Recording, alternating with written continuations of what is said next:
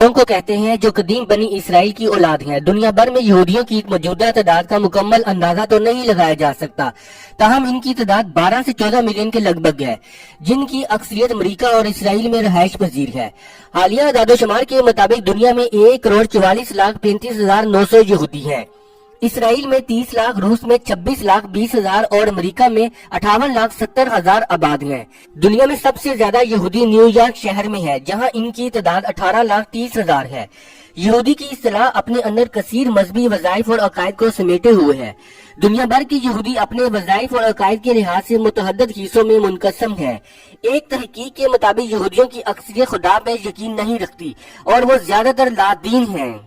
حضرت ابراہیم علیہ السلام کے 2 بیٹے تھے، حضرت اسماعیل علیہ السلام اور حضرت اسحاق علیہ السلام۔ اسحاق علیہ السلام کے 2 بیٹے تھے، ایک یعقوب علیہ السلام اور ایک اسو پیغمبر نہیں تھے، جبکہ یعقوب علیہ السلام پیغمبر تھے۔ یعقوب علیہ السلام کے 12 بیٹے تھے، جن میں سے ایک کا نام یہودا تھا۔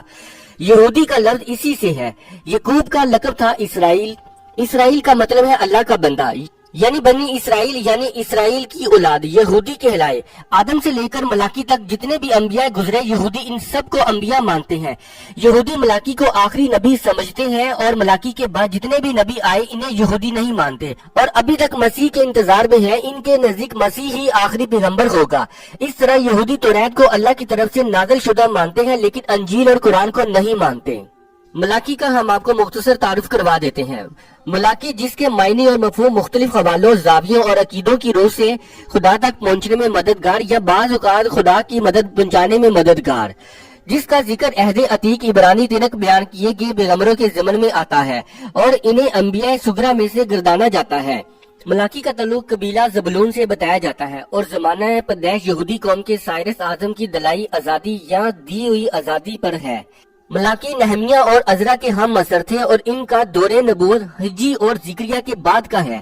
ملاکی کے عہد میں بنی اسرائیل اشرا اور ہدیہ جات برائے ہیکل ادا نہیں کرتے تھے، وعدہ سبت کو بلا چکے تھے اور تقدیس سبت سے ناآشنا ہو چکے تھے۔ یہودی مرد غیر یہودی عورتوں سے شادیاں کرنے لگے تھے اور بنی اسرائیل کے کہنوں میں رشوت خوری عام ہو چکی تھی۔ ملاکی نے یہودیوں کو غیر یہودی عورتوں سے شادی کرنے سے گریز کرنے کو کہا اور انہیں حرمت سبت اور باقی تمام انحراف کردہ یا فراموش شدہ قوانین کو شاعر شریعت موسیٰ پر عمل کرنے کی ترغیب و ہدایت دی۔ یہودی روایات میں آتا ہے کہ ملاکی عہد نہمیہ کے کہنوں میں سے تھے اور وہ انہیں یروشلم کی تعمیر نو کرنے والا تسلیم کرتے ہیں۔